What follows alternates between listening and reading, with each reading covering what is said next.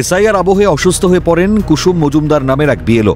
বালি বিধানসভা অঞ্চলের ৩২ নম্বর পার্টের এসআইআর এর কাজ করছেন। বালি ব্যারাকপুর হাই স্কুলে মিটিং চলাকালীন হঠাৎই মাথা ঘুরে যায়।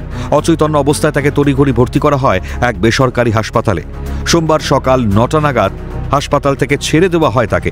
বাড়িতে বিশ্রাম থাকার পরামর্শ দিয়েছেন চিকিৎসকরা। এসআইআর এর কাজ প্রায় শেষের দিকেই বলে জানিয়েছেন বিএলও। ঘটনায় সরব স্থানীয় তৃণমূল বিধায়ক রানা চট্টোপাধ্যায়। এরকম কিছু ব্যাপার না, মানে এই কাজ তো করতেই হবে, বলুন না। হ্যাঁ, আমার কাজ অনেকটা শেষের দিকে। আমার শেষের দিকে ডাক্তার বলছেন একটুখানি মানে হয়ে গেছিল, হয়তো আপনার স্ট্রেসটা বেশি হয়ে গেছিল, হয়তো হ্যাঁ। আমরা তো বারবার যে কথাটা বলছি যে এই অপরিকল্পিতভাবে এই তাড়াহুড়ো করে এই এসআইআর চাপিয়ে দেওয়া, তারই পরিণতি এই। গতকাল ভীষণভাবে অসুস্থ হয়ে হসপিটালাইজড হয়েছিলেন এবং এই সদ্য ছুটি পেয়ে এসছেন, এখনও যথেষ্ট দুর্বল। হ্যাঁ, এখন ডাক্তার অ্যাডভাইস করেছেন বিশ্রাম নিতে এখন।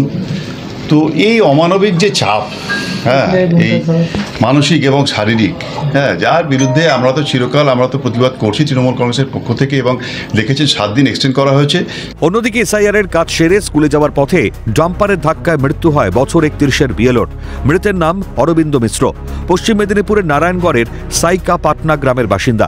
49 নম্বর বুথের বিএলও ছিলেন তিনি। তার 3 বছরের এক কন্যা সন্তান রয়েছে বলে স্থানীয় সূত্রে খবর। ঘটনায় শোক প্রকাশ করেছেন জেলা শিক্ষক সংগঠনের সহসভাপতি সরোজ দাস।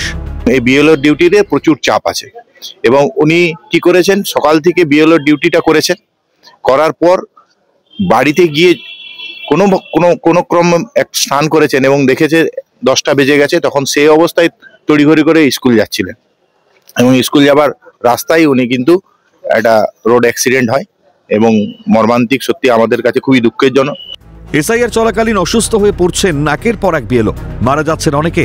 নেপথ্যে কি অতিরিক্ত কাজের চাপ, পরিকল্পনার অভাব? প্রশ্ন তুলছে সাধারণ মানুষ থেকে বিরোধীরা। দেবকুমার দেও এবং অভিষেক চক্রবর্তীর রিপোর্ট, ক্যালকাটা নিউজ।